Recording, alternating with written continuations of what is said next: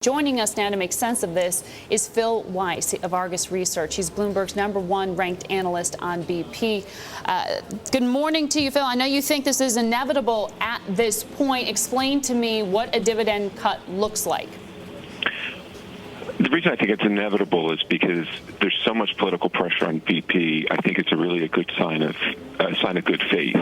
If they suspend the dividend, then that would mean that the potential for shareholders to get that money later on would exist.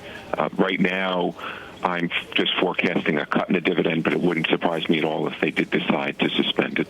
So it would just be a cut for a short period of time, not a complete eraser of the dividend, is what you're saying. Tell me, you've also estimated that, legally BP's on the hook for about $1,000 fine per barrel of oil. Now that we know it's 40,000 barrels of oil, what does this do to your cost estimates?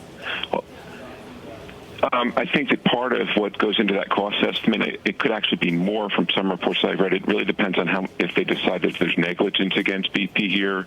But certainly it increases that estimate substantially on the overall basis because nobody had talked about 40,000 barrels a day being leaked before. Well, the Florida AG just overnight had asked for about $2.5 billion to be put into an escrow account to help, give money to those victims once those victims are qualified in some degree. All of that process hasn't been determined as yet, but it sounds like the legal situation is going to be the biggest cost and threat to BP at this point. I would think that's right, that we still have the environmental cost of cleaning up to deal with as well. And can you give us ballpark on what your, back-of-envelope calculations are at this point? As we get more and more of these numbers overnight, has that changed your position at all?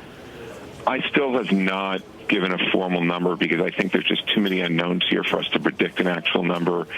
And I've seen the numbers that are out there that just range all over the place. I feel like I would just be putting another number out there, but I don't know if it has a real basis in any fact that would make me comfortable with whatever number I would come up with. All right.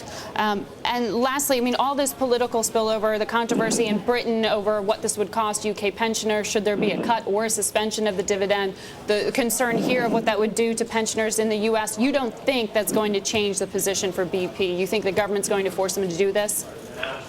I think politically, yes, that's what's going to happen, that they're going to have to do it. And those people are going to have to realize that for the long term, it's better for them if BP is to take action now with the possibility of reinstating things later. All right. Thank you for your perspective there.